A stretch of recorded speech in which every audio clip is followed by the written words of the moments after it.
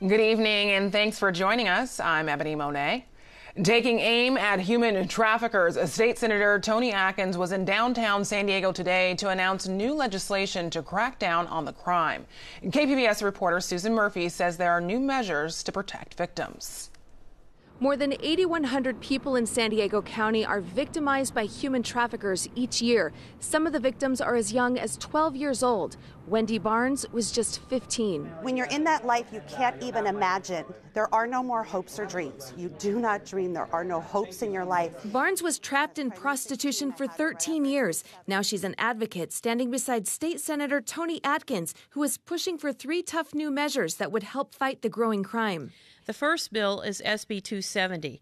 This legislation requires all hotels and motels in California to train their employees on how to recognize the signs of human trafficking and how to report those signs to law enforcement. It's a measure Barnes wishes was in place when she was trafficked. Her pimp typically checked 6 to 12 girls into a hotel at a time. She's sure the hotel staff knew about the abuse. They would see the abuse in our eyes. They would look at us and, they could see the bruises. They could hear the yelling and screaming. San Diego County District Attorney Bonnie Dumanis says San Diego is among the top cities for child prostitution. Hotels are usually where the trafficking happens. She says most of the perpetrators are gang members. Once girls or boys are under the control of the gangs, victims are tattooed, they are branded, and beaten to maintain profits for the traffickers. Dumanis says if more people are trained to spot the warning signs of human trafficking, more pimps will be caught. Atkins' second bill targets the pimps. It would allow a prosecutor to introduce evidence of past sex trafficking crimes. And her third measure would provide services for child survivors. We need to give victims a safe place to stay, removed from their trafficker. We also need to provide children with mental health counseling to overcome the specific type of trauma that comes from being trafficked. Senator Atkins is hopeful the bills will make it to the governor's desk by fall. Reporting from downtown San Diego, Susan Murphy, KPBS News. An Uber driver in Rosarito was fatally shot last night while driving 3 U.S. citizens from a nightclub to their apartment rental. Rosarito police say a black sedan pulled up next to the Uber car and shot the driver. The U.S. citizens tried to keep the driver alive, but the driver died before officers arrived. Police say the driver was a university student in Tijuana. Since Uber started operating in Mexico, Uber drivers have repeatedly been injured in confrontations with taxi drivers who are unhappy about the competition. It's unknown yet whether this killing is related to that.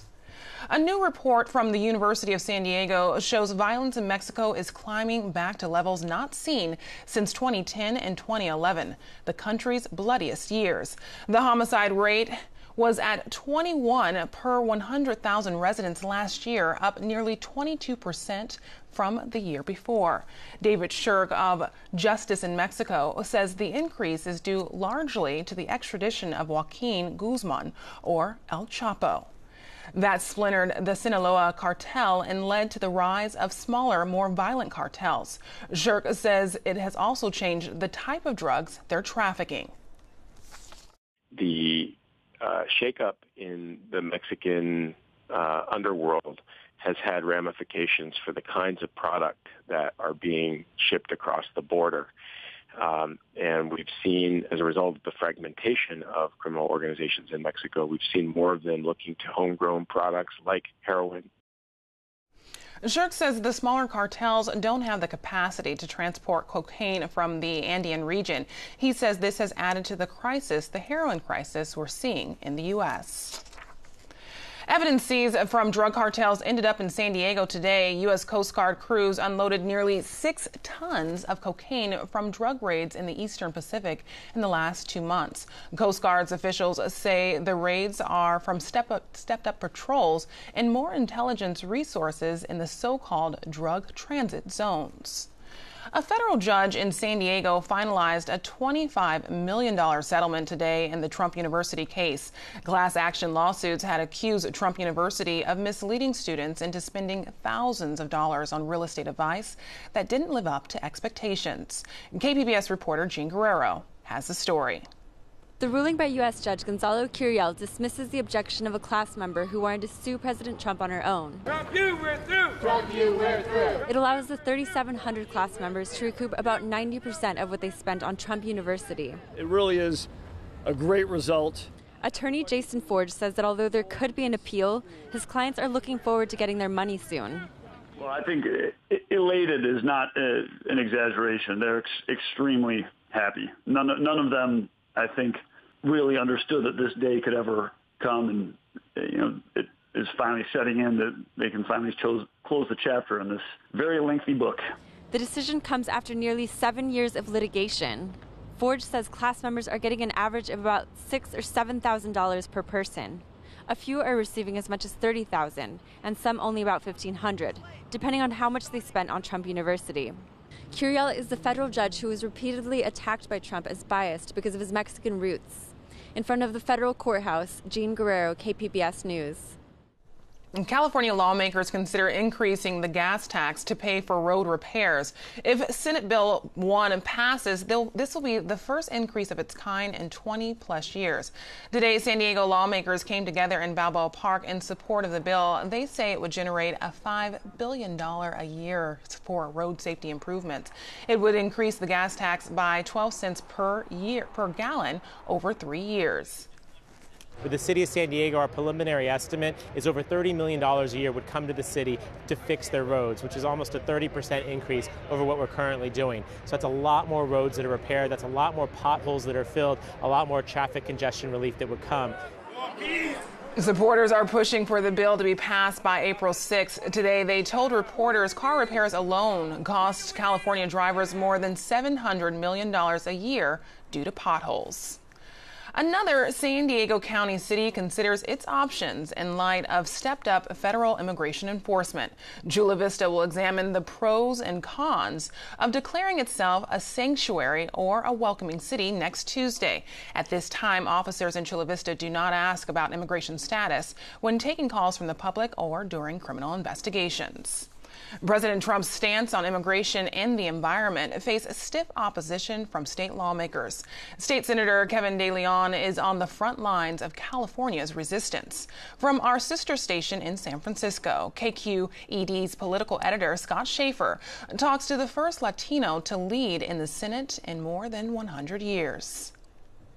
You have led the charge in California, along with others, to be the sort of resistance movement against President Trump. And on immigration in particular, this seems like a very personal issue for you. Is that correct? Well, you know, I'm the youngest child of a single immigrant mother with a third-grade education, and it's because of this woman who paid the roof to put paid the rent, to put the roof over my head, to put the clothes on my back. Grew up in San Diego. I grew up in San Diego, adjacent to the border, Tijuana, in Baja California. And today I'm the leader of the California State Senate, only in a state like California and only in a country like the United States. So quite frankly, I don't like the bashing, the demagoguery, the scapegoating, the divisiveness of President Trump and his cronies in Washington. That's not who we are as a great country and as a great state. You're one of the bills that you're sponsoring and supporting is SB 54, which would put additional limits on what local governments can do in terms of cooperating with federal immigration agents. And I'm wondering, you said at the time, I think, that almost half of your family could be subject to deportation under Trump's executive order. Say more about that. And were you concerned that coming forward like that could put them in jeopardy? Well, let me make a clarification, which I've had on numerous occasions. This was perhaps 20, 30 years ago. Under the broadened criteria, they would be eligible for deportation under someone like Donald Trump. Thankfully, Donald Trump was not elected president back in the day. That being said, I think the vast majority of Californians don't believe that our local tax dollars, our state tax dollars, should be utilized to separate children from their mothers and mothers from their children. And I don't think they want our local resources to be utilized as a cog in the Trump deportation machine. That's not who we are as a great state in California.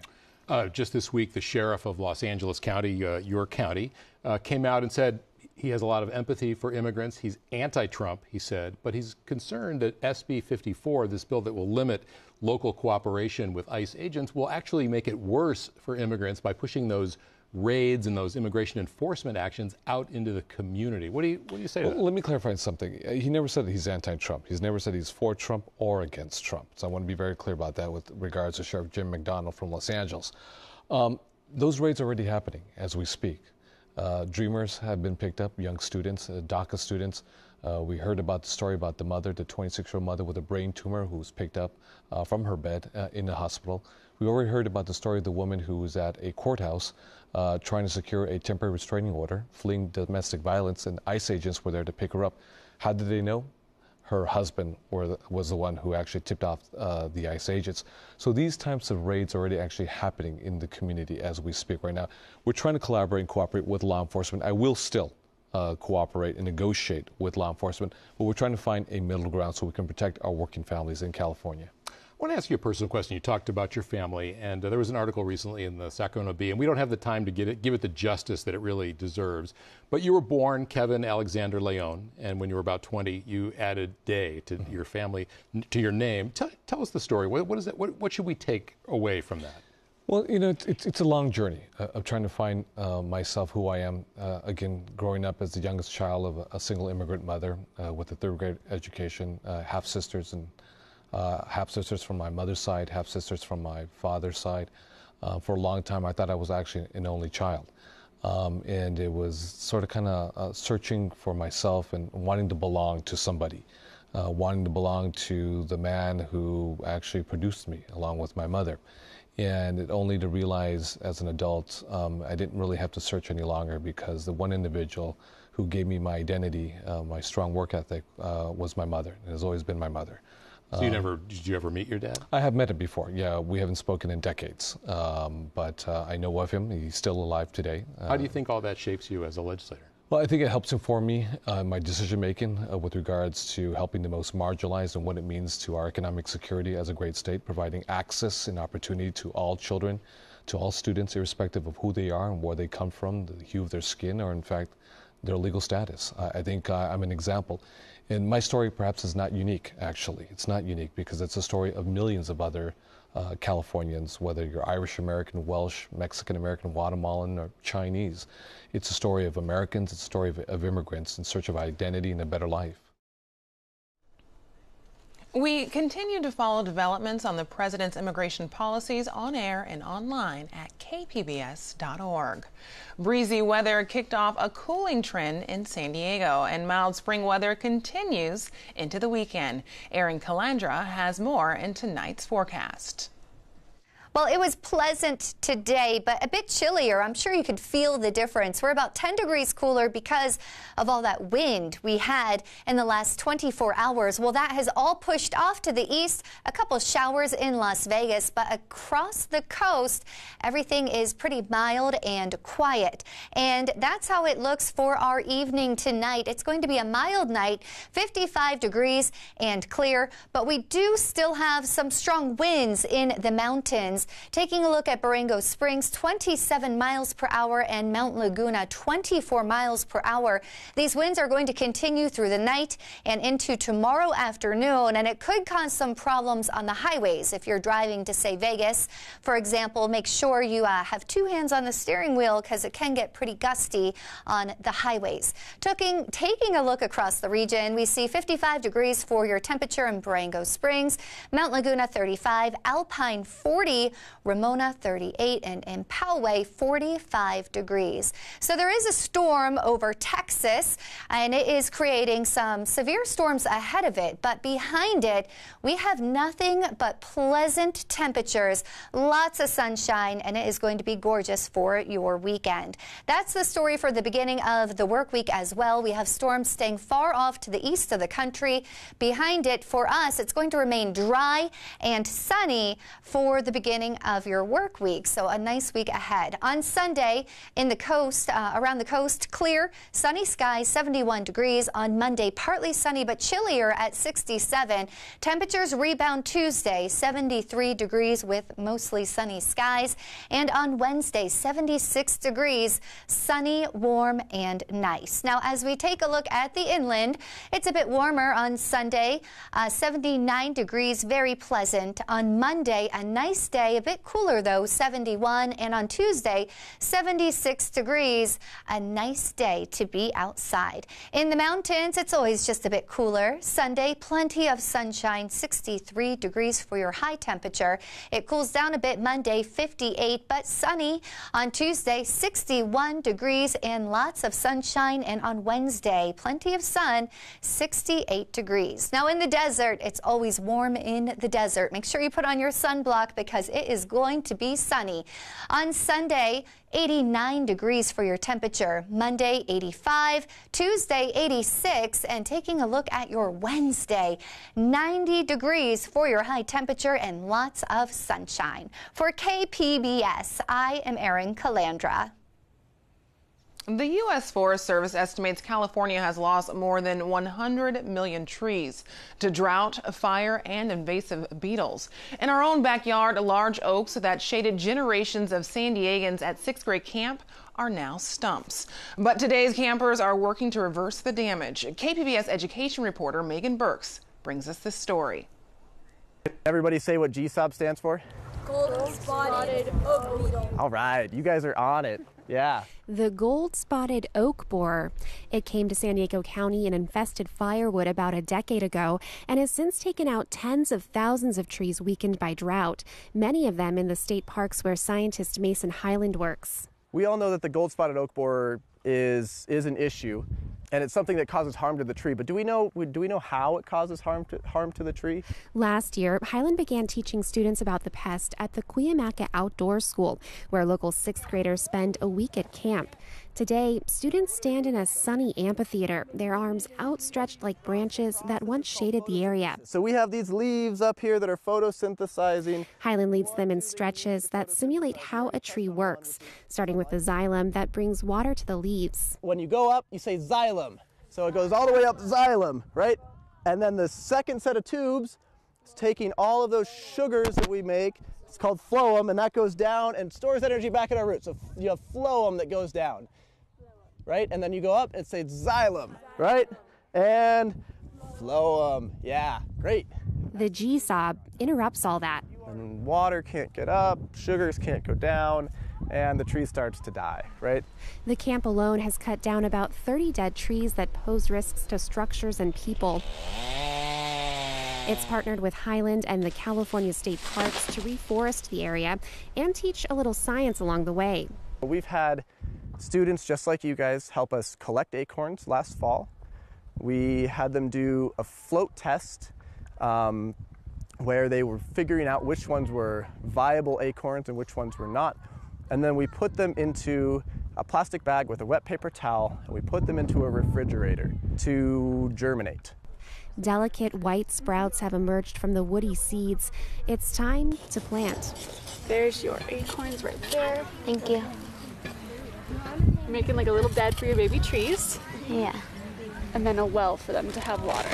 All right, here we go, guys. Sixth graders from Roosevelt and Stanley Middle Schools in Hillcrest and University City dig small holes into a grassy lawn and place the acorns inside. Nighty night, sweet dreams. Don't let the parasites bite. Rounds of fencing to protect the plantings dot the camp. Highland says students there have helped plant 5,000 acorns since the fall. He hopes 500 survive. But Highland says even more important is that the lesson's message sticks. There's a really fascinating world out there, and that they are a part of it, that it's a system that they are integrated in, and it's in trouble and it needs to be managed in various ways.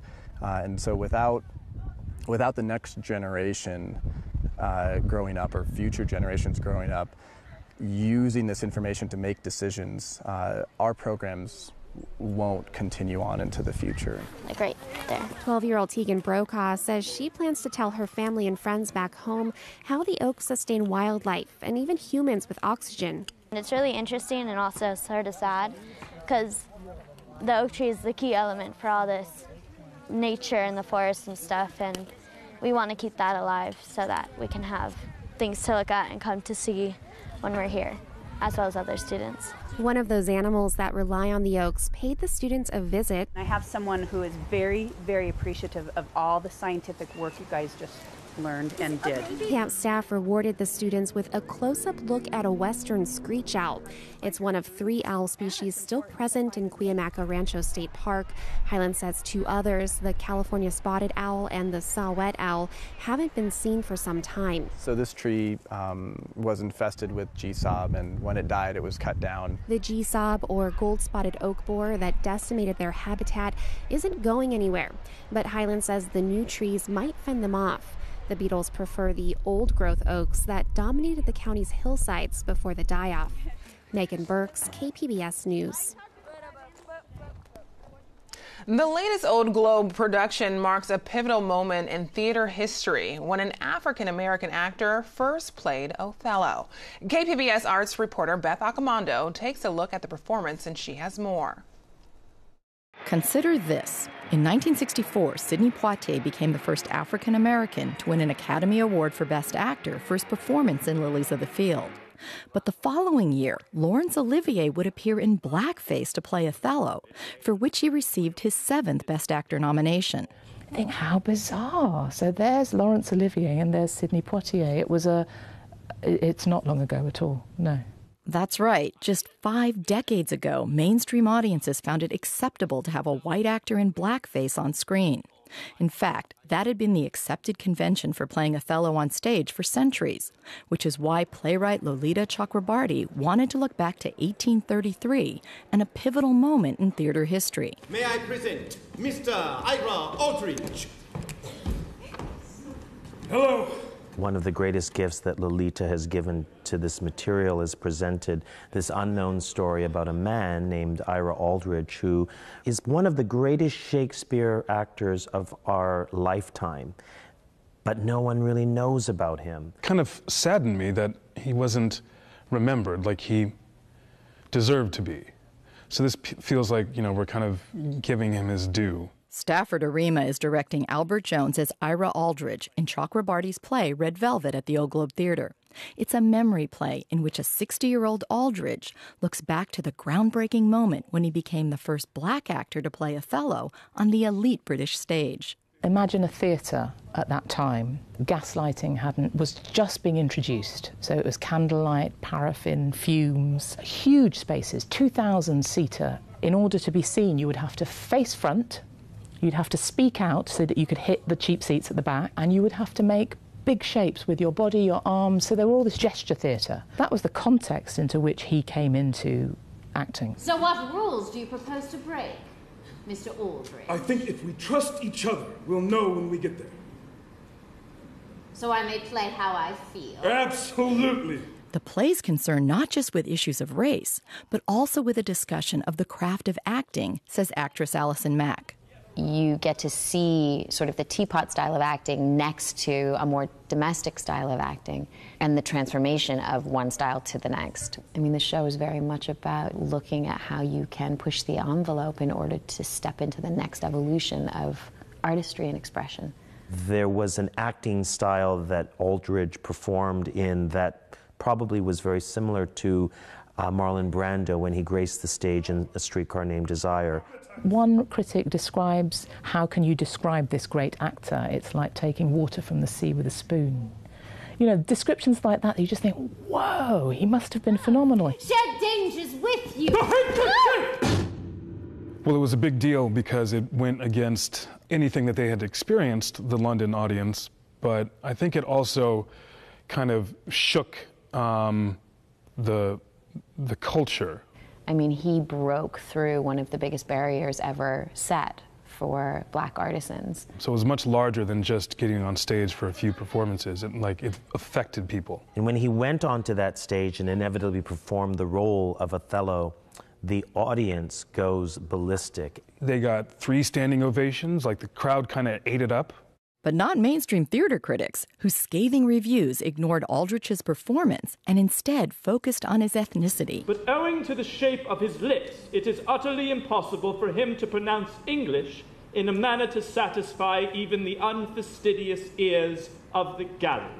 To know that Ira's talent was undeniable, but still, because of the color of his skin, that there was an apprehension and a visceral kind of response to, no, we don't want that kind of a person on our stage.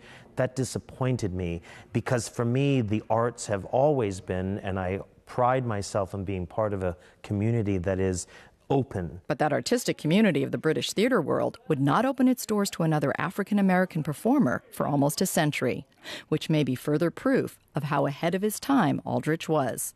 Beth Accomando, KPBS News. We leave you with a look at the hot rides and the fans who can't get enough at the Del Mar Fairgrounds. Thanks for joining us. Have a great night.